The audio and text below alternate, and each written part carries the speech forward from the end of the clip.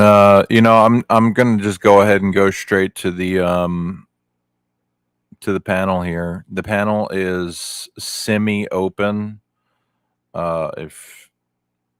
If you become tiresome, you'll be removed from the chat. I don't need a bunch of nonsense and angry arguing. I welcome I welcome discussion. And no degenerate nonsense in here. So it's been a bit of a day. I've made some decisions about some things. I realize I've got some people who have my back, who are trustworthy, and I appreciate that. I really do appreciate that. I appreciate that I have people in my corner who I can respect, who get it, and it's been kind of a long time coming, you know. So something that's been on my mind a lot lately is self-sabotage, is some of the things that we do that set us back, some of the things that we tolerate, and the more relativity from people in our lives. There's a lot of people in our that we probably have in our lives who they seem to check off all the right boxes, but their motivations aren't great. Their energy isn't great. They are not authentic. They are not willing to accept criticism. They are not willing to apologize for their mistakes. They like to play games. So I don't really want to associate with any of that anymore. Let me see if I can see the chat. I forget if I can like reply directly in the stream chat here. But I've found that if you look at the covert contracts that you have in your life, and what a covert contract is, it's this deal that you make in your head towards other people, and you have expectations of people that they do not know about. And this is a big problem. If you have a lot of friends in your life that do that, they have expectations of you, and you might even have grown up with this in your household where people have expectations of you uh, that you don't even know about or understand. Hold on, let's see. Hi. Hey, what's up, Gangster Gross? Did you block me or anything? How would I have blocked you if you're in the room with me? Oh, okay. Sorry, because I typed in this thing said Oh, hi. really?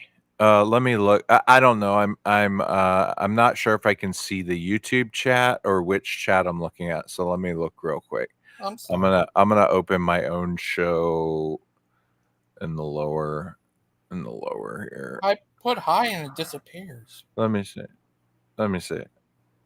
I don't see it. I don't know. Did you delete it? No, I just put hi. Oh, I can't see it. Yeah, that's weird. No, I definitely didn't block you. I'm pretty sure I'm subscribed to your channel, dude. Oh, I'm sorry about Yeah, that. let me look at that. Let's see. I'll try it again. Yeah. Let's see. You see it now? I'm subscribed to, so I don't know how I'd be subscribed and blocked. No, I can't see it. What's that about? Do I have it auto moderated?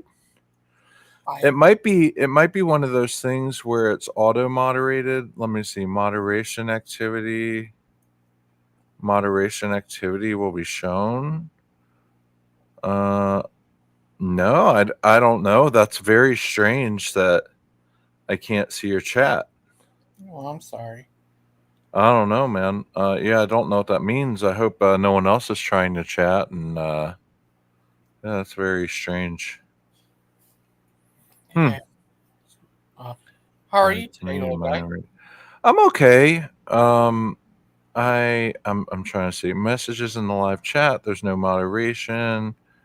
It's basic, hold potentially inappropriate comments, basic, potentially inappropriate. I don't know, man. That's very strange.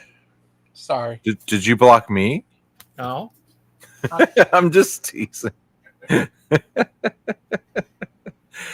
I don't know, man. That's definitely interesting. I was just talking about people being real, just being upfront with you, and to not waste your time with those types of people who like to play games. I don't know if you know what I'm talking about.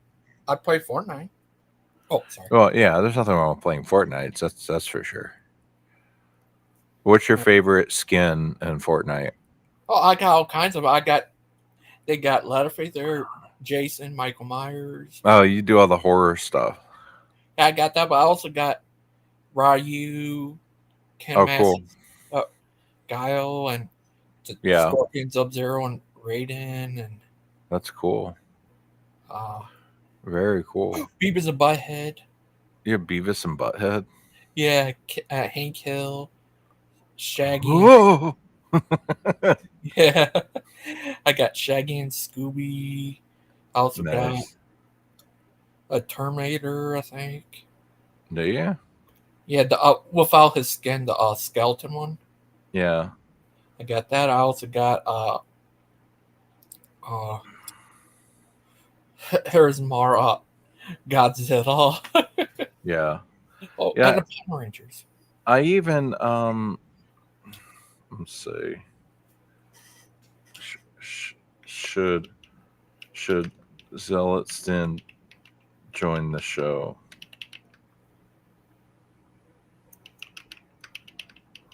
What do you think about Zealotsden? He's nice. Who's your favorite person that comes on? Oh, I like all you guys. You're all my buddies. You pick all of us, Yeah. even Open Borders Dan. Even over Waters there. uh, Clay, he's a crazy guy too. I like Clay. I like all you guys. Yeah, You're all good guys. You Jess, you're a good guy. All of you are good guys. yeah. I don't play that gay stuff though. Oh, nothing like that. Nothing like that. Yeah. No homo. We need to bring that back. We need to bring back no homo. Yeah. Yeah. I don't understand what's going on with the chat. I can't see anything in the chat.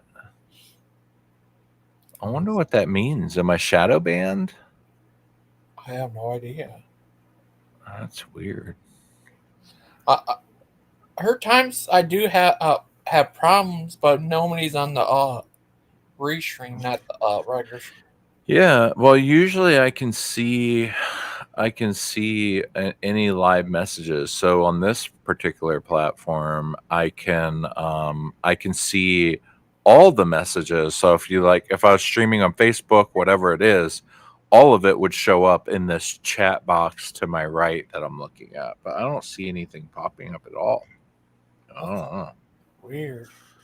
Yeah. I don't think I ever had that problem. Yeah, I don't know. There's like one person watching us, unless that's you. Oh, probably is.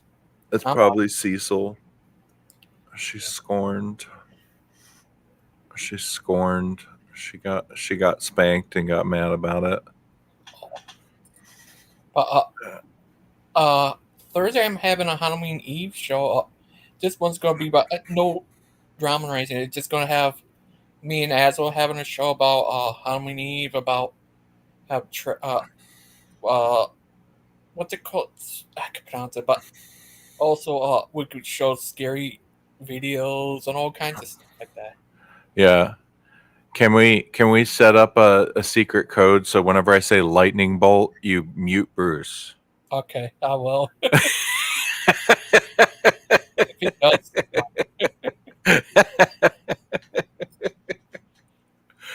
Oh my gosh, that's so funny. So yeah, basically, Gigi, have you ever heard of a covert contract? no.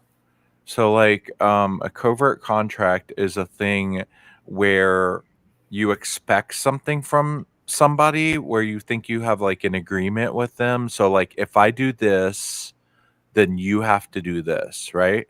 Yeah. But you never talk about it or actually make that agreement with the person. Oh, Have you ever heard of those? Or do you ever have that happen to you where like someone does something and they automatically expect you to do some other thing? uh, I'm not sure. So, like a lot of people do it, they don't even realize they're doing it, and it's a thing that makes them really unhappy. Like there's some married guys that think, okay, well, if I do the dishes, my wife has to like cuddle with me or something like that or other things, right? So they'll think, "Oh, if I do this and this and this housework, my wife is supposed to do this." Or or if I do such and such for my friend is supposed to do this. But you never tell them that that's what you expect. And then when it doesn't happen, you get mad at them, Oh, right? So that's what a covert contract is, and a lot of people have that kind of stuff. They expect certain things in their friendships and relationships, and then when those things don't happen, they get passive aggressive, they get mad, they feel like their friend doesn't care about them, and it's from like a serious lack of social skills. And a lot of people are like very unhappy because they expect a bunch of stuff, and the problem with that is you no longer have a relationship. It's really just a transaction at that point, if that's oh, the way you look at things. oh, transgender. I mean, No, a transaction. I So do. like, right? So like if someone like thought, okay, when I go on Gigi's stream, he has to do this and this and this for me. It's like, well, that's not really fair. If somebody wants to go on your stream, they should just go on your stream, right? Yeah, And and maybe if somebody says, "Hey, GG, when I go on my on your stream, can we do this?" And you're like, "Oh yeah, that's fine. We can do that." And then it's okay because you at least talk about it and you both agree to it. But a yeah, lot of people expect things from people in exchange for something else, and then they're mad at you, and you're like, "I don't know why you're mad at me. I don't know what you're doing." oh, You know what I mean? yeah. If anyone could type in the chat, I saw I had 2 viewers for a second. If someone could type in the chat, that'd be great because I don't know if I'm shadow banned. I got a warning on my account the other day because of all the videos I watched on X, so I don't know if I got copyright struck or something and I'm limited. I don't know how you even check that. Is there a way to check that? Is it under help? Do I need help? I don't know. Hmm. Okay, So, I can see someone named Josh said, "Hi, y'all." oh, he said hi. Josh who? Is that Josh Musics? Can you see mine Hello, now? Josh. No, hold on. I see Josh said, "Hi, y'all," but I don't see it. Weird. Oh, now I can see it. Fake profile. Here, we are indeed watching you. What? Who is that? I have no idea. That's so funny. Who are Uh, you?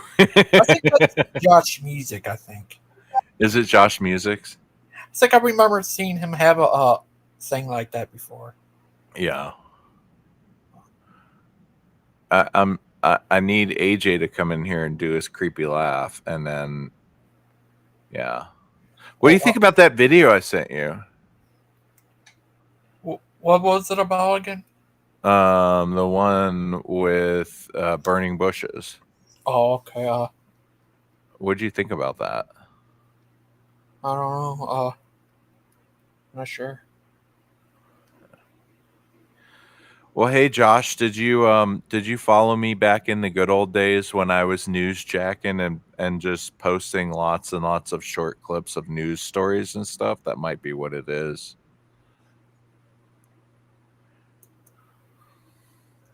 Oh, I'm not sure. Oh, But just Sorry about what happened on there. I hope you guys are alright and stuff. Yeah, I thought it was interesting. I went back, I went back and looked at it, and I asked about it, and I guess, yeah, he felt the need to stream about it, so, yeah. Well, sorry about that. Hope everything's right with you guys, and you guys all are welcome on my show. You're my buddies. Oh, I appreciate it, my friend. I hope you are well. Well, thank you. Um, I don't know, Gigi, Oh, check. why I can't see your comments. Is there, like, a link I can click on to find out? Oh, check your block people. I don't think I blocked you, though. I don't know why I would block you, Logan. Hold on. There's gotta be, like, a link I can find. Uh, where is it? Oh my gosh. I was hoping I could just find somewhere where someone just posts the link. You know what I mean? How to find blocked users on YouTube. Yeah, I was looking at that, Josh. I had clicked on all comments, so I don't really. I can see yours, but I don't understand.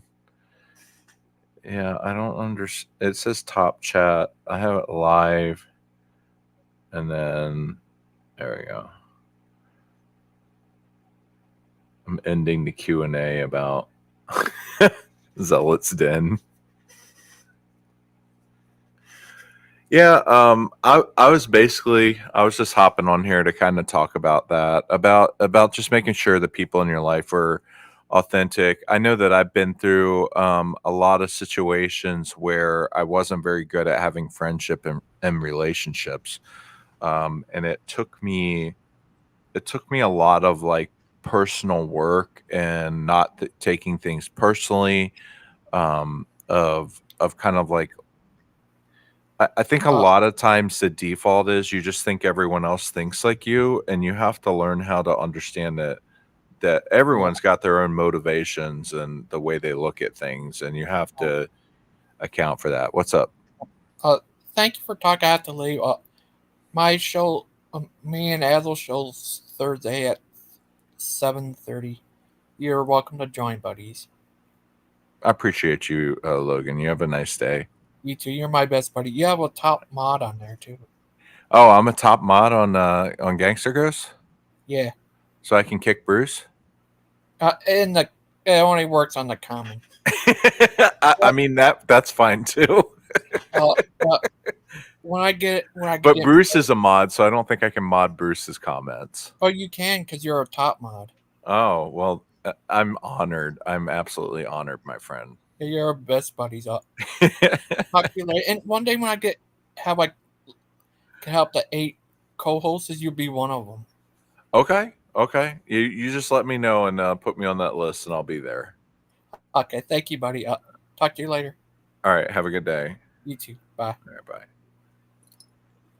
All right. He's gone. Gone like the wind. Um, yeah, I think it's incredibly important to kind of understand this stuff because a lot of times we do have these expectations, and a lot of what defines why our relationships don't really work for us is just a matter of our perspective and the way we frame things and the way we look at people. um Sometimes we think we think we deserve certain things. Sometimes we have a sense of entitlement.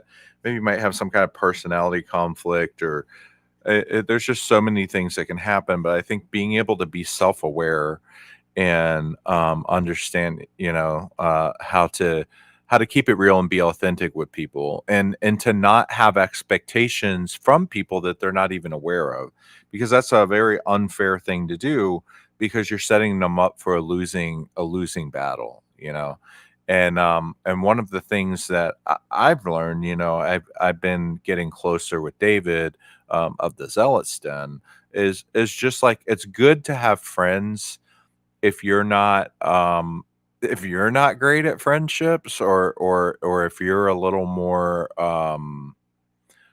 let me think. If you're a little not super great at having deeper relationships and things like that, I think it's good to have people in your life who will tell you what they need in a relationship without it being a manipulation tactic, without it being a controlling thing. I think a lot of times people get stuck in these codependent relationships where you should actually have lots of positive relationships where people both hold you accountable, but they're also in your corner.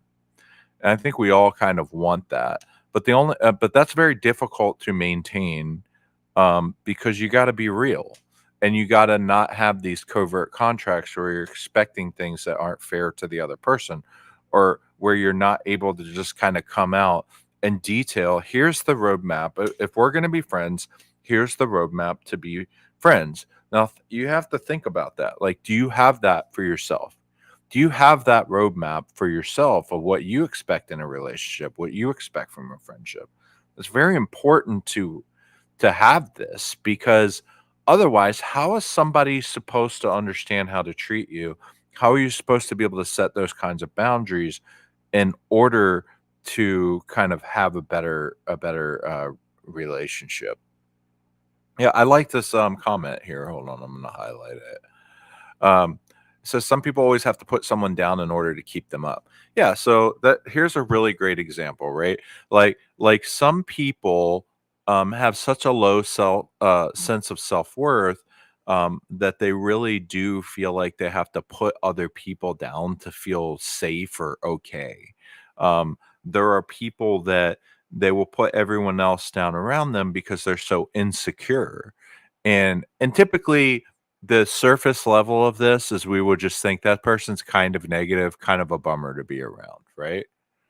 Um, it is. You know what, Josh? And thank you for being in the comments and giving me something to riff on. But yeah, it is sad that we have to really ask ourselves how to properly treat people. But I think that like all relationships are different. We've all experienced different sets of situations and the way we look at the world and what our childhood was like and all of this stuff. So we do have to learn how to get along with like a wide variety of different people. And I think one of the problems is in the age of like a moral relativity, we don't really have good guardrails. We don't really have a good baseline for how to get along with other people, because a common social fabric is getting rarer and rarer in the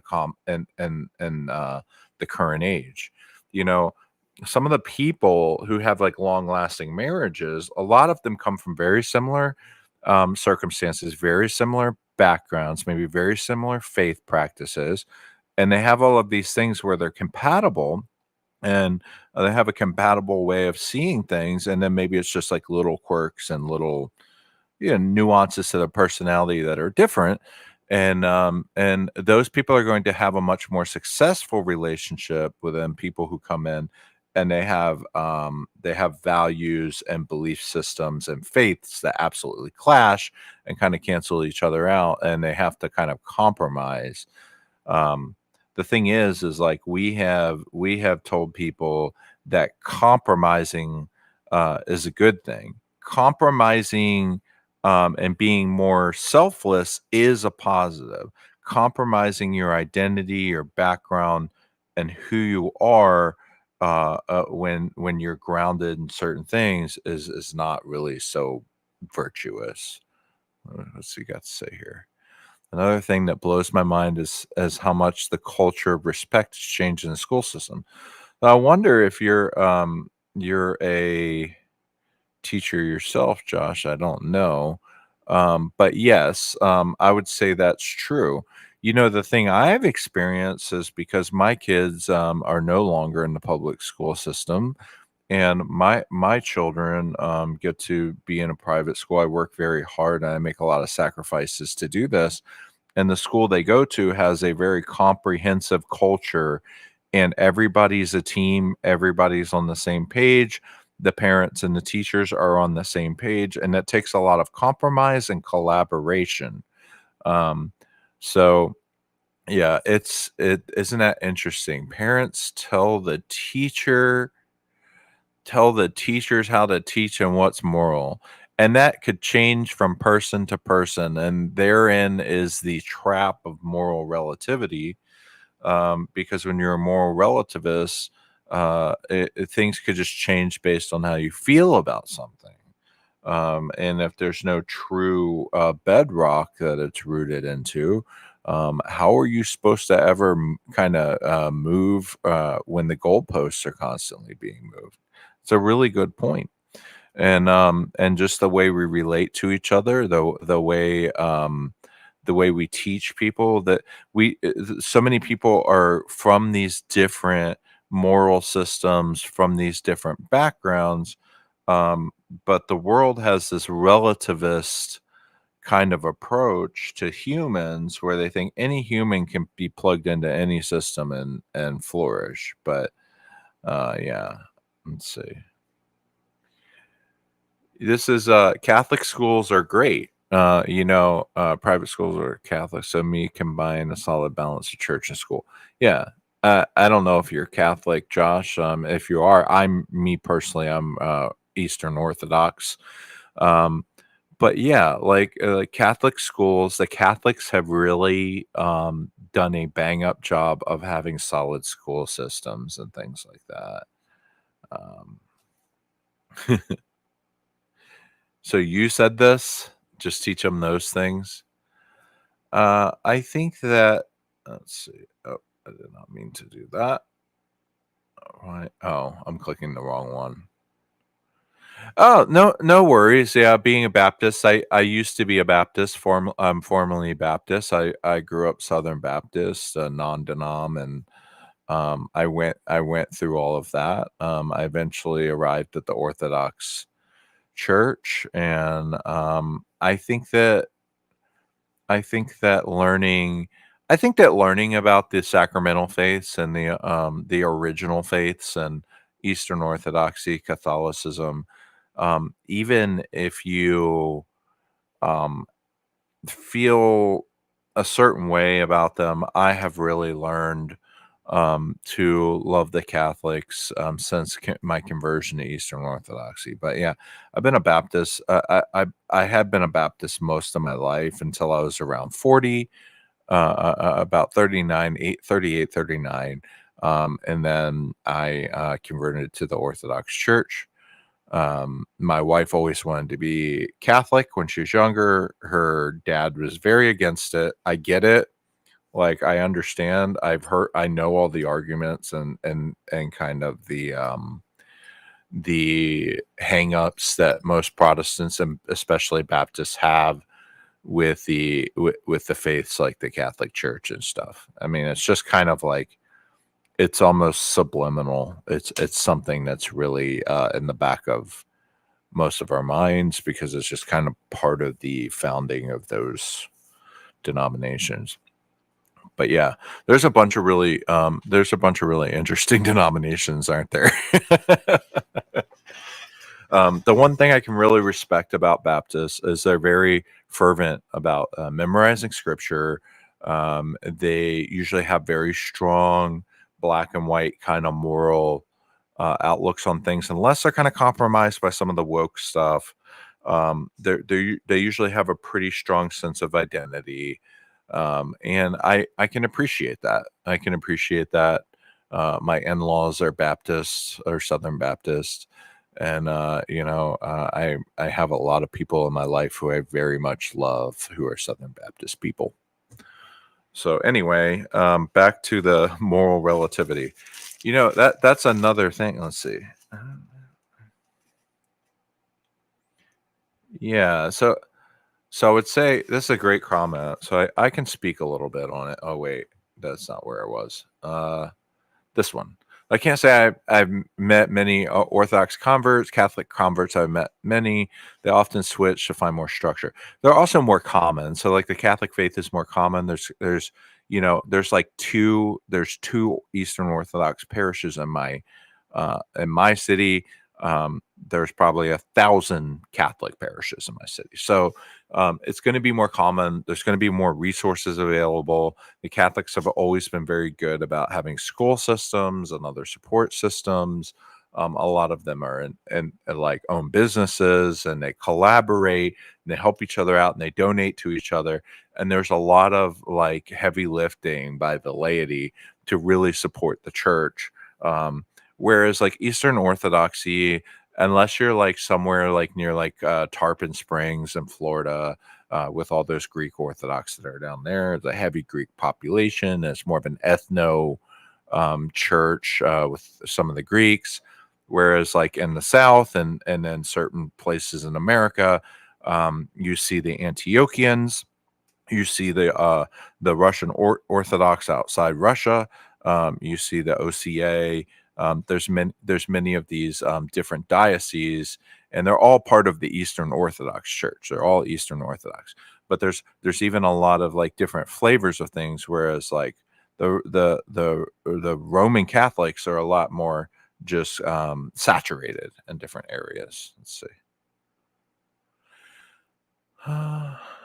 I would say also I wanted to add that yeah, Catholicism has a lot more structure. Catholicism, and the good thing about having structure is to have have something to adhere to. Especially if you're a person who's struggling in your faith and struggling to find the motivation to have faith, and it's a struggle for you. Having a structure, the Orthodox have a lot of structure as well.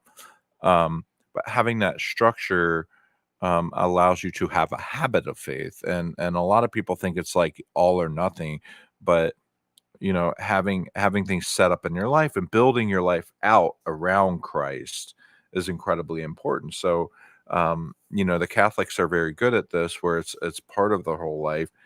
They are surrounded by different things. The Orthodox are similar, where we have um, our icons and we have our customs and we have our fasting schedule. It's all very similar to also what the Catholics do, but there's a lot more of a mysticism. There's a lot more of that with the Orthodox. And kind of like the Catholics, we don't really proselytize. We don't try to bully people into coming to church with us. We're not super evangelical, where we're trying to score points for Jesus by getting people in the door. It's more of a slow process of trying to live a life that glorifies God, and to have a certain attitude that is godly, and to have to just be a person of good moral virtue. And then people are going to say, well, wait a minute, what do you do? Like, what's going on here? What's going on with this community? Why is this community so connected? And people want that. People want that connection, which kind of goes back to what I was talking about in the beginning. Let's see. What are you saying here? Yeah. Yeah. So my personal belief is that both the Catholic Church and the Orthodox Church are legitimate. Um, I am Orthodox for a lot of reasons. There are Orthodox on the internet that love just all caps spamming. We are the one true church. I don't do that. Um, but I do love that you can trace back to all the desert fathers, the church fathers, that you can find the disciples of all the apostles. You can read Polycarp, you can read all of these different writings. And what I found is that the most people who are really history buffs, if you really keep chasing down the leads and you're really looking for the authentic early church to be like the early church was, orthodoxy is as close as you're going to get. But at the same time, on the other hand, I feel like the militantness of the Catholics saved Christianity in the East, um, protected us from the Turks, kept the Muslims from taking over and wiping out Christianity globally. So let's see. Yeah, yeah, they can trace their roots. There's apostolic succession in both, and the belief is that at Pentecost, the Holy Spirit was passed down to them with the tongues of fire coming from Christ, and then it goes from there. I'm not teaching. I'm just just saying a basic of what I know. Which channel? Oh yeah, that channel. So anyway, yeah, I just think that I wish that we all were all in one church. I wish that Christianity was kind of a single culture with many quirks and different peoples that embrace it, but it was all one church, one global holy Catholic church. We even say that in the creed ourselves, one holy Catholic and apostolic church. So I really look forward to the day when we are all in heaven together and we are of one body once more. It was good chatting with you, Josh. Thank you for joining me. I'm probably going to pop off. I just wanted to do a quick stream just because it's been a minute. I'll probably plan the next one out a little better, and be blessed. Thank you.